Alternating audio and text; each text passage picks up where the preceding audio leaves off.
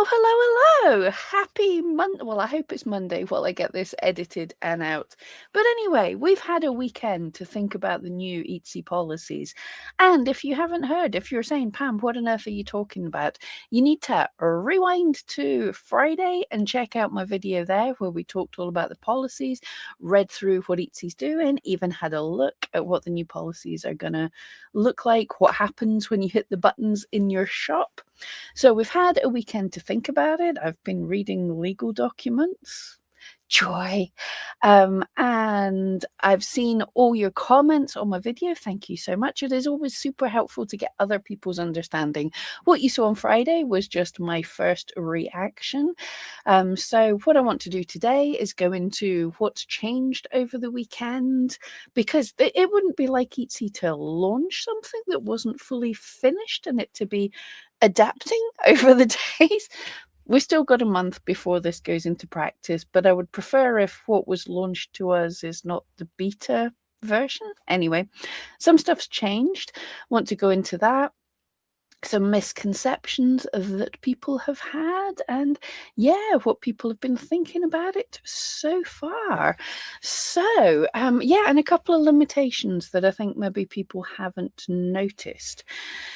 So, let's dive straight into something. So one thing that changed basically, this policy, the email for this came out on Thursday night. I did the video on it on Friday.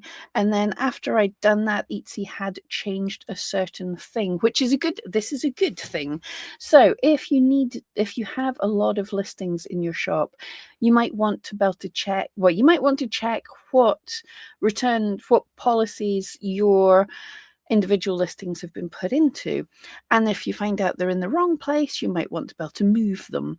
So we now can do this. You couldn't do that. So you can either, you could pick one of your sections or something else, and you can pick a few of your listings if you want to change them, or you could do all on a current page just by clicking this little box here.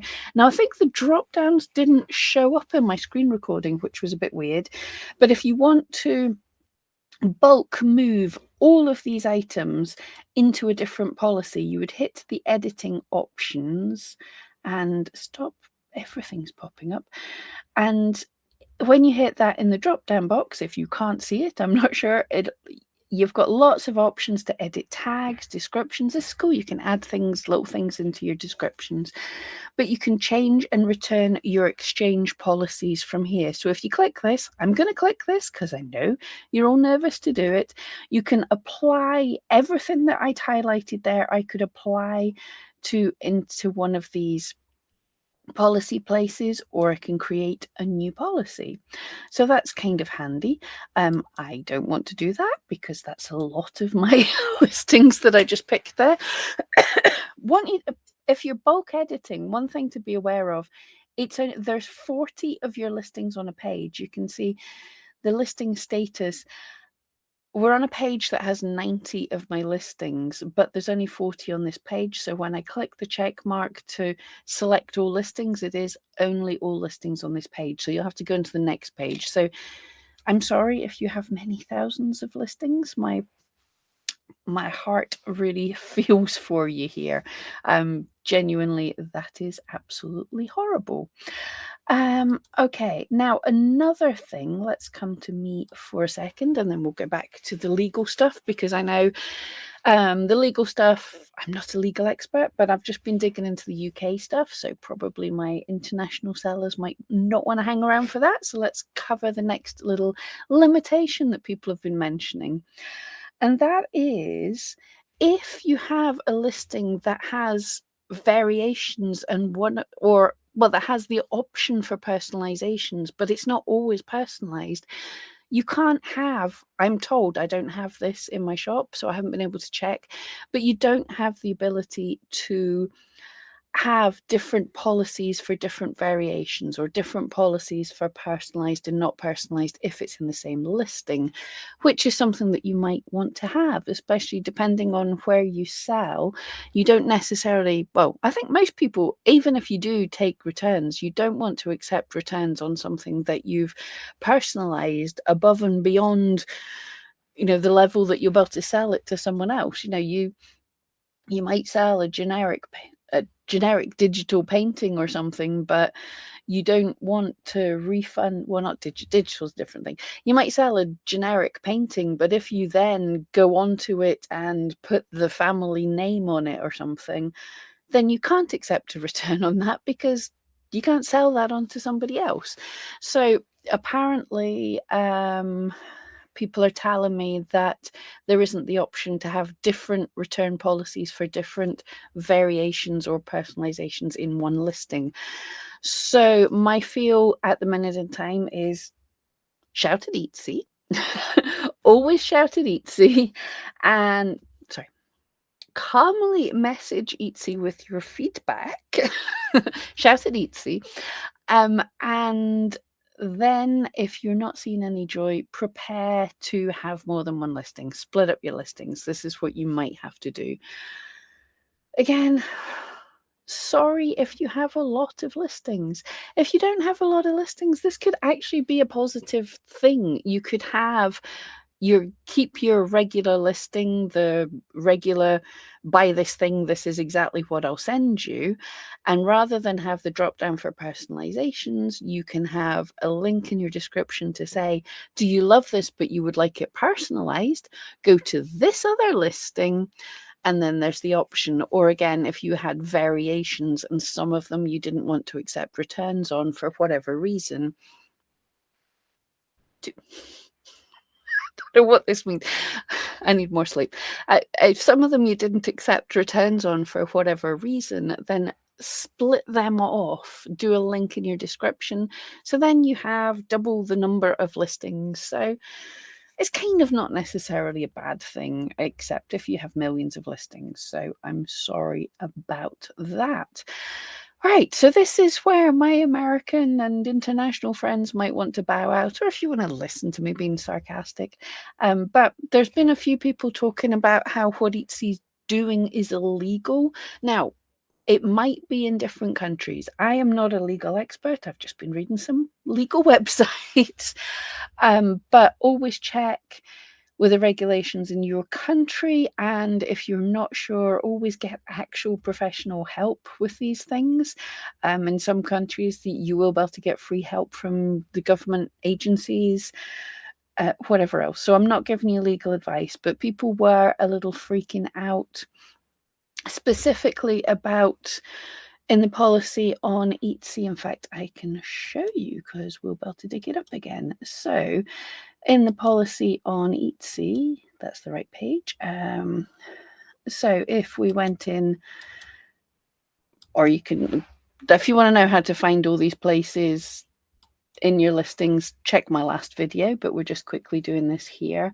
So this conditions of return, we are unable to change. And it says buyer is responsible for the return postage costs and buyer is responsible for loss in value if the item isn't returned in its original condition. And some people were saying, because we don't have the option to change this, people were telling me this was illegal.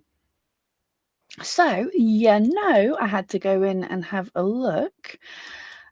So let's come in and have a look.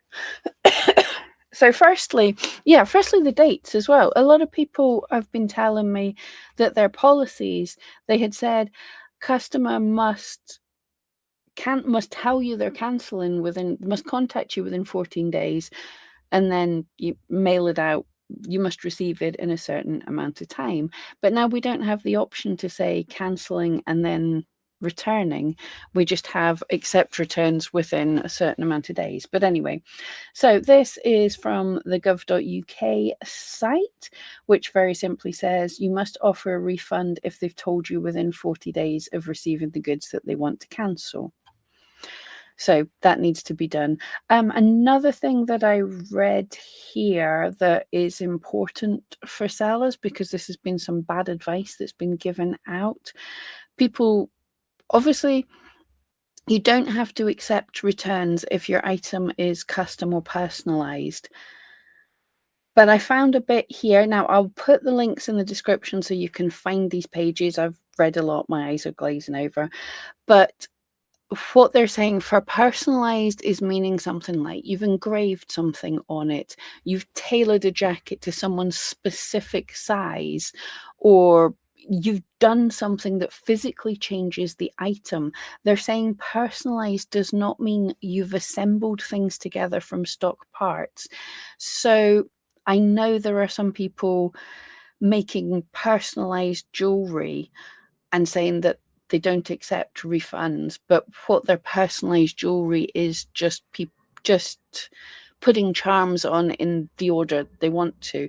Now, while this is personalized for the customer, and you can totally say it's personalized by the sounds of things, you would have to accept returns on this because, well, possibly trimming the necklace to the right length, there's something you've changed. But in general, if you've assembled things and you can disassemble them and assemble them for somebody else, then it's not personalized in a way that you have to not accept returns. I think that makes sense. As I say, I need more sleep. Anyway, other page, next page. Now, this is from the Business Companion site, which I hadn't heard of, but it was down the rabbit hole of the government site. The government site actually link it, so it's part of it. Anyway, but this is a very important bit where people were saying the customer must pay, and we're saying this isn't a UK thing, but I found this. So the return of goods following cancellation. So if you accept cancellation, a customer's contacted you in the UK now, the rules are the rules that I'm seeing on the government forms, not a lawyer, not giving you advice, but the customer must pay the return costs unless you've agreed to pay them. Now, I know this is different from what people are saying. I don't know when this changed. I'm not a legal expert, but I read that. So Etsy's not making us be illegal by putting that on our policies. That is correct. It's not what I thought. It could be that we've changed from the EU rules. So if you're in an EU country, guys, can you answer me if you see that little thing that you have to that you're not allowed to change the policy that says customer must pay returns, and if that's a legal thing with you? But UK sellers, it's totally accepted. And the other things is, yes, that now we are not able to change our policies by the looks of things. Looks like us old shops are gonna be losing our grandfathered rights to having our own policies and stuff. Yeah, it could be a positive. It brings, a lot of people have said this is potentially a good thing, as it puts your policies out there on each listing for customers to see and understand without having to dig into your shop, because we know customers don't dig into a shop. So it's not necessarily a bad thing. It's a change. We all hate change. When you've learned how to do something, it's annoying when things change. It is relatively late in the year, and that we're just coming up to the busy Christmas period, but Etsy do tend to make every year Etsy make changes that annoy people. I didn't see this one coming, but it is what it is. I don't know if it's a positive or a negative, but they were always pushing us into having policies and said we would rank higher. Well, from the end of next month, from the following month, there's going to be every shop's going to be on a level playing field with that, which is fair enough. Anyway, let me know in the comments. That's just some little digging that I've done. If there's any more news or updates, I will let you know. But anyway, thank you so much. I'll see you next time.